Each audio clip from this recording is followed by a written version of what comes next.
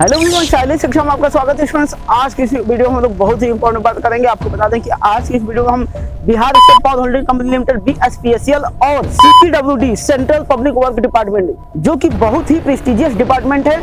एक जो है कि इलेक्ट्रिकल ब्रांच के लिए राजा है, तो दूसरा जो कि सिविल ब्रांच के लिए राजा है। इलेक्ट्रिकल ब्रांच के स्टूडेंट चाहते हैं कि हम BSPCL में हो जाएं, हमारा सिलेक्शन बिहार PCL में हो जाए, और सिविल ब्रांच के स्टूडेंट्स की फर्स्ट प्रायोरिटी होती है कि हमारा सिलेक्शन CPWD में हो जाए। तो CPWD और Bihar state power holding company limited या बिहार PCL या BSPCL आपस में दोनों अपने आप में राजा हैं, दोनों अपने आप में डिपार्टमेंट में शहंशाह हैं जेई के लिए। और आपको बता दें कि दोनों बहुत ही प्रेस्टिजियस डिपार्टमेंट है। दोनों में सैलरी, दोनों में प्रमोशन, दोनों में आपका रुतबा, शोहरत, इज्जत, दोनों में जॉब प्रोफाइल्स बहुत ही गजब का होता है। तो सारा चीज आप यहाँ डिटेल में देखेंगे। तो इस वीडियो को लास्ट तक वॉच करिएगा, और अगर आप इस चैनल पर नए तो चैनल को सब्सक्राइब कर लीजिएगा, बेल आइकन दबा लीजिएगा और कमेंट सेलेक्ट कर लीजिएगा, लाइक शेयर कमेंट करना बिल्कुल ना भूलिएगा। तो ठीक है, चलिए वीडियो को आगे बढ़ा सीधा मुद्दे पर। तो फर्स्ट हम बात करेंगे Bihar state power holding company limited की। आपको बता दें कि यह जो BSPCL है, इसका मेन काम होता है इलेक्ट्रिसिटी का डिस्ट्रीब्यूशन करना, ट्रांसमिशन करना, मतलब कि एक सब स्टेशन से दूसरे सब स्टेशन तक ले जाना, ट्रांसमिशन जिसको बोलते हैं, और या फिर जनरेशन करना, इलेक्ट्रिसिटी को प्रोड्यूस करना, मतलब कि जनरेशन से लेकर के ट्रांसमिशन और उसके बाद डिस्ट्रीब्यूशन तक का कार्य दिखता है किसका, इलेक्ट्रिसिटी का। एक्चुअल में जो BSPCL होता है, Bihar state power holding company limited होता है, इसके अंडर में 4 सब्सिडरी कंपनी होती है। North Bihar power distribution company limited, उसके बाद होता है SBPTCL मतलब south Bihar power distribution company limited, उसके बाद होता है BSPTCL का मतलब होता है Bihar state transmission company limited, और उसके बाद होता है BSPGCL का मतलब होता है Bihar state power generation company limited, मतलब कि जनरेशन भी कार्य करता है, इलेक्ट्रिसिटी को बनाता है, उसके बाद इलेक्ट्रिसिटी को ट्रांसमिट करता है सब स्टेशन तक, सब स्टेशन से फिर घर घर गाँव तक ले जाता है डिस्ट्रीब्यूशन के माध्यम से। सो यहाँ पर जनरेशन, ट्रांसमिशन, डिस्ट्रीब्यूशन 3 विभाग होते हैं। उसके अलावा एक और विभाग होता है जो मेंटेनेंस का कार्य देखता है। सो वर्कशॉप वगैरह के अंडर में जो आता है, बेसिकली यहाँ पर 4 डिपार्टमेंट होते हैं, जो कि एक डिपार्टमेंट होता है जनरेशन, एक होता है ट्रांसमिशन, एक होता है डिस्ट्रीब्यूशन वाला फील्ड, और एक होता है मेंटेनेंस या वर्कशॉप वाला फील्ड। तो इस तरह से करके 4 डिपार्टमेंट होते हैं। अगर आप जेई का सिलेक्शन यहाँ पे लेते हैं, जेई बनते हैं, तो इन्हीं 4 में से किसी एक डिपार्टमेंट में आप रहेंगे। तो अगर आप CPWD को देखें तो CPWD में, जिसका फुल नेम होता है सेंट्रल पब्लिक वर्क डिपार्टमेंट, मतलब कि यह जो CPWD है, आपको बेसिकली बता दें तो यहाँ पर कंस्ट्रक्शन से रिलेटेड काम होते हैं, जैसे कि बिल्डिंग्स बनाना, रोड्स बनाना, पुल बनाना, मतलब ब्रिज वगैरह या फिर अंडरपास बनाना, ये सभी जो कार्य होते हैं वो CPWD के अंडर में आते हैं। सो CPWD को भी हम 3 विभाग में डिस्ट्रीब्यूट कर देते हैं। एक होता है आपका B&R, मतलब बिल्डिंग एंड रोड्स, मतलब बिल्डिंग और रोड से रिलेटेड जितने भी चीजें हैं इसके अंडर में आएंगी। उसके अलावा नेक्स्ट होता है आपका E&M, इलेक्ट्रिकल एंड मैकेनिकल, तो इलेक्ट्रिकल और मैकेनिकल का अलग डिपार्टमेंट होता है। उसके बाद एक होता है आपका हॉर्टिकल्चर, मतलब उद्यान से रिलेटेड होता है, जो कि बाग बगीचे से रिलेटेड होता है। तो छोटे मोटे लेवल पे नहीं कि 4 पेड़ लगा दिए उसी में एक जेई बैठा दिए, नहीं। जैसे कि हमारे नेशनल इंटरनेशनल पार्क उद्यान होते हैं, तो वहाँ पर जेई वगैरह की रिक्वायरमेंट होती है, जो कि वहाँ के बिल्डिंग्स वगैरह, वहाँ के रोड से रिलेटेड सारे वर्क्स को देखते हैं, जो कि जेई के अंडर में आता है। तो उसके लिए जेई वहाँ पे अपॉइंट किया जाता है। तो इस तरह से आप समझ गए होंगे कि CPWD और आपका बिहार PCL दोनों आपस में अलग अलग डिपार्टमेंट है। एक इलेक्ट्रिकल के लिए राजा है तो एक सिविल के लिए है, और दोनों का जॉब प्रोफाइल्स बहुत ही अच्छा होता है। चलिए, यहाँ पर जो CPWD है वो ministry of housing and urban affairs के अंडर में आता है, जबकि बिहार PCL बिहार गवर्नमेंट के अंडर में आती है। सो यह सेंट्रल डिपार्टमेंट है, मतलब कि सेंट्रल गवर्नमेंट के अंडर में आता है, और यह जो कि राज्य सरकार के अंडर में आता है। दोनों का यहाँ पे एक विशेष अंतर है। सो चलिए 1 बाय 1 करके बात करते हैं। देखिए, जैसे फर्स्ट ऑफ ऑल बात करेंगे कि दोनों में वैकेंसी कब कब आती है जेई के लिए। तो अगर देखें तो Bihar state power holding company limited में नियर अबाउट वैकेंसी जो है आपका 3 से 4 सालों में एक बार आती है, लेकिन जब भी आएगी तो 600-700 पद आता है, लगभग 500, 400, 600 इस तरह से। और आपको बता दें कि यहाँ पे इलेक्ट्रिकल के लिए मेजॉरिटी होती है सीट की, और सिविल के लिए 10-12 सीट आता है, उससे ज्यादा नहीं आएगा।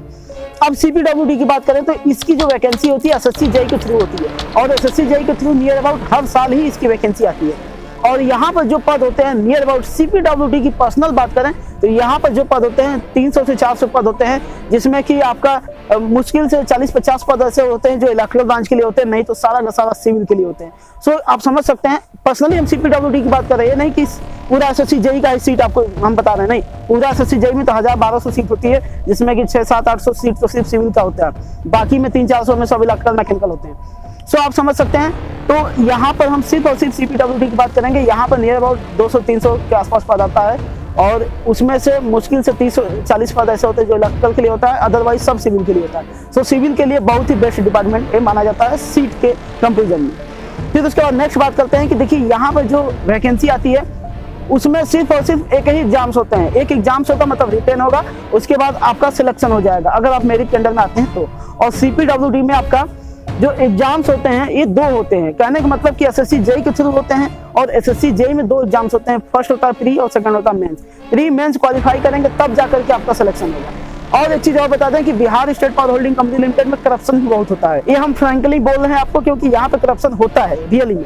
लेकिन SSC JEE अभी तक अपना जो एक लेवल है मेंटेन करके रखा है। यहाँ पर अभी तक न्यूज नहीं आता है उतना कि हाँ यहाँ पर लोग पकड़े गए या फिर पैसा चल रहा है। सो यहाँ पर जो जॉब्स होती हैं अभी भी आप अगर अच्छे पढ़ने में है तो वो आराम से ले सकते हैं। लेकिन यहाँ पर Bihar state power holding company limited में थोड़ा सा यहाँ पर करप्शन भी चलता है। अब देखिए Bihar state power holding company limited में एक बेस्ट इसकी कह सकते हैं कि इसकी अच्छाई है कि इसमें गर्ल्स के लिए अलग सीट निकाली जाती है और बॉयज के लिए अलग, मतलब गर्ल्स बॉयज एक साथ कंप्लीट नहीं करते हैं। सो गर्ल्स के लिए यह सबसे बेस्ट डिपार्टमेंट हो जाता है।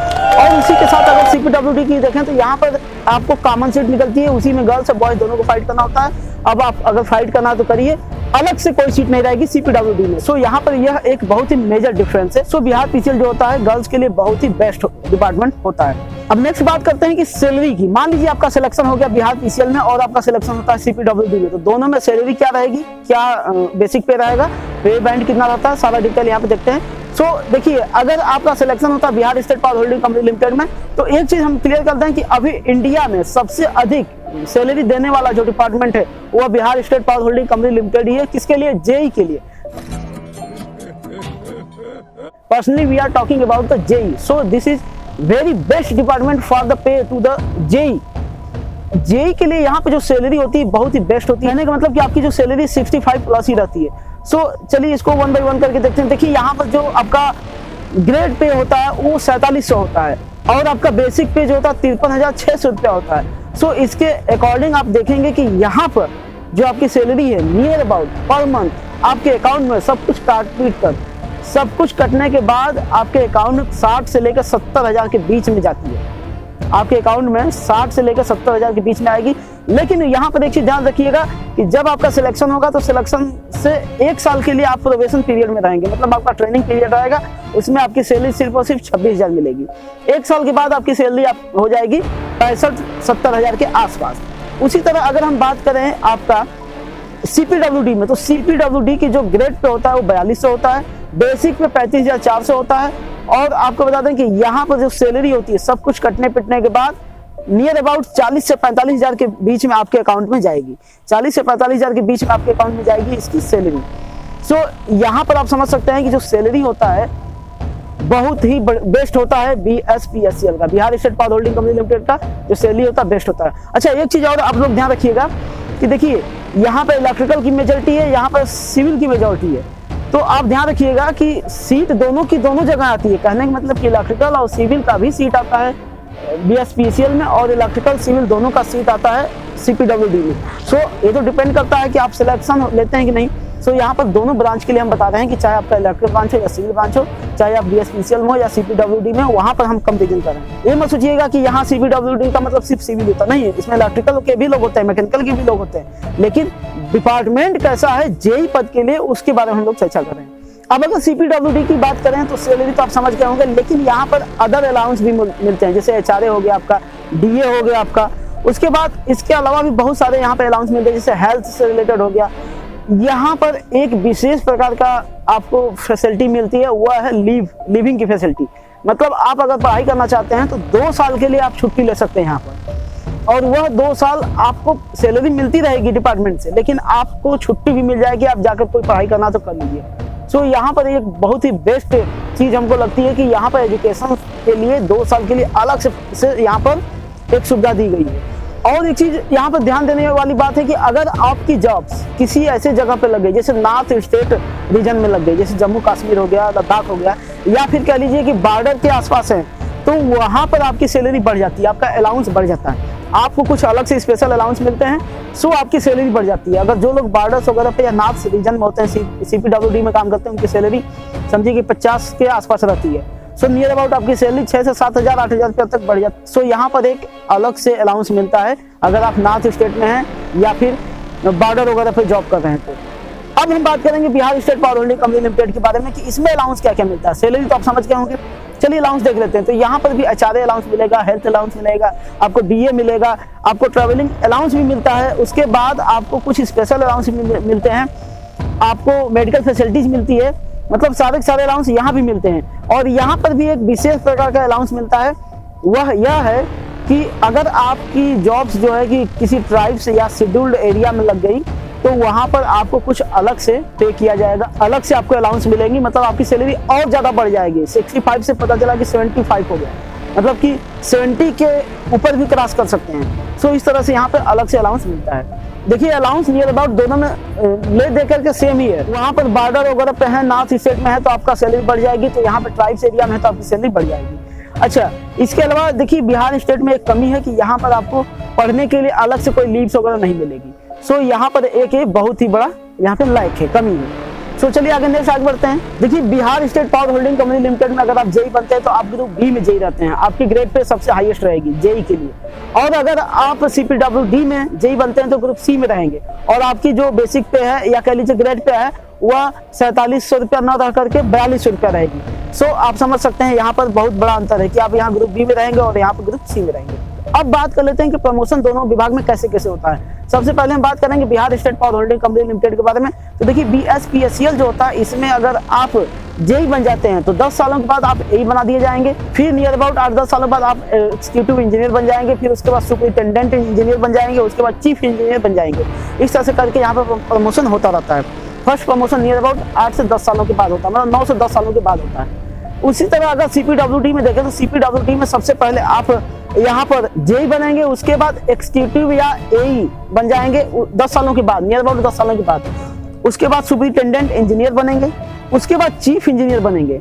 अच्छा, यहाँ पर चीफ इंजीनियर के बाद भी आप ऊपर जा सकते हैं, लेकिन अब ये बहुत ही हाई लेवल का पद होता है, वहां तक लोग बेसिकली नहीं जा पाते हैं। जो जेई लोग होते हैं बहुत ज़्यादा जाएंगे तो एग्जीक्यूटिव इंजीनियर, या फिर बहुत पहले जॉब पा गए हैं तो आप बहुत करेंगे तो सुपरिटेंडेंट इंजीनियर तक चले जाते हैं, लेकिन ऐसा चीफ इंजीनियर या उसके ऊपर नहीं जा पाएंगे, क्योंकि उसके ऊपर आप आईएएस लेवल का जॉब से जाती है, जैसे कि आपका एडिशनल डायरेक्टर जनरल हो गया, फिर उसके बाद स्पेशल डायरेक्टर जनरल हो गया, फिर उसके बाद डायरेक्टर जनरल हो गया। तो मेन जो डायरेक्टर जनरल होता है उसके अंडर में सीपीडब्ल्यूडी का पूरा डिपार्टमेंट ही आता है। तो इस तरह से यहाँ पर प्रमोशन होते हैं। तो आई होप कि आप समझ गए होंगे, फर्स्ट प्रमोशन लेने में दोनों डिपार्टमेंट में लगभग 9 से 10 साल का समय लगता है, कम से कम 10 साल तो लगेगा ही लगेगा। अब हम बात करेंगे ओवरऑल जो होता है Bihar state power holding company limited और आपका central public work department CPWD, इन दोनों में हम देखेंगे कि जॉब रिस्क किस में ज्यादा है। तो सबसे पहले बात करेंगे Bihar state power holding company limited की,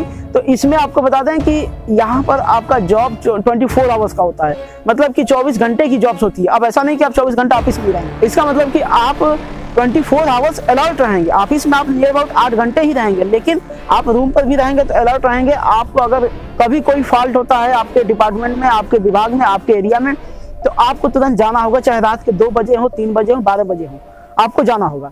सो यहाँ पर जो जॉब्स होता है वो 24 आवर्स का नियर अबाउट होता है।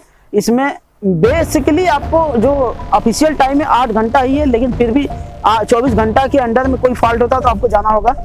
और एक चीज आप बता दें कि यहाँ पर जो बीएसपीसीएल में जेई होते हैं ना, उनके ऊपर जो वर्क लोड है बहुत ज्यादा होता है, मतलब कि उनको देखरेख भी करना है, कहीं फॉल्ट हुआ तो उसको रिपेयर भी करवाना है, उसके बाद बिल्स भी लेना है, कहाँ पे बिल बाकी है वहाँ भी लेना है, वहाँ पर भी जाना है और उनसे बिल्स की वसूली करना है, बताना है कि भाई आप बिल जमा करिए। उसके अलावा बहुत सारी चीज़, जैसे कहाँ पर कहीं पर तार टूट गया तो उसको रिपेयर करवाना है, ले जाकर के लाइनमैन वगैरह को, या फिर कहीं ट्रांसफार्मर जल गया है, कहीं खंभा लगवाना, कहीं आधी तूफान में बिजली कहीं कट हो गया, कहीं कुछ गिर गया। तो इस तरह से यहाँ पर वर्क लोड बहुत ज़्यादा होता है। उसके अलावा आपको बता दें कि यहाँ पर प्रेशर भी बहुत ज़्यादा होता है। जैसे अब पता चला राइस मिल में आप गए, किसी के राइस मिल का बिजली का बिल बाकी, आप गए तार काट दिए, उस चाटू गुंडे को भेज दिए, जाओ भैया उसको थोड़ा सबक सिखा दो, तो वो आएंगे तो आप उनके सामने कुछ नहीं कर सकते, क्योंकि आपका पावर इतना नहीं है कि आप राइस मिल का जो मालिक है उसकी बराबरी कर पाए, क्योंकि उसका करोड़ों का बिजनेस है और आप उस लेवल में नहीं है। हाँ, आप अपने डिपार्टमेंट के अधिकारी हैं, लेकिन उसके आगे कुछ नहीं है। तो कहने का मतलब कि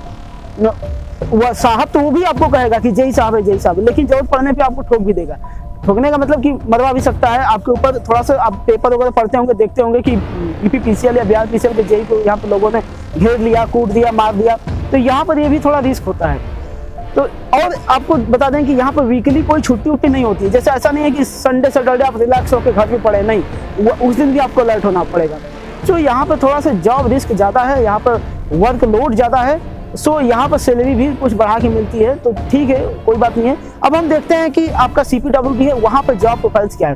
तो देखिए CPWD में आपको बता दें तो यह जो जॉब्स होती है बहुत ही अच्छी जॉब्स होती है। पहली बात तो आपके ऊपर ज़्यादा कोई लोड नहीं रहेगा, और जैसे बिहार पीसीएल में होता है ना कि आपको एक एक आदमी से मुलाकात करनी पड़ जाती है। कभी कभी गाँव में किसी घर घर जाके चेक करना पड़ जाएगा कि कौन लोग मीटर लगाए हैं, कौन लोग फर्जी लाइन कनेक्शन लेके जला रहे हैं।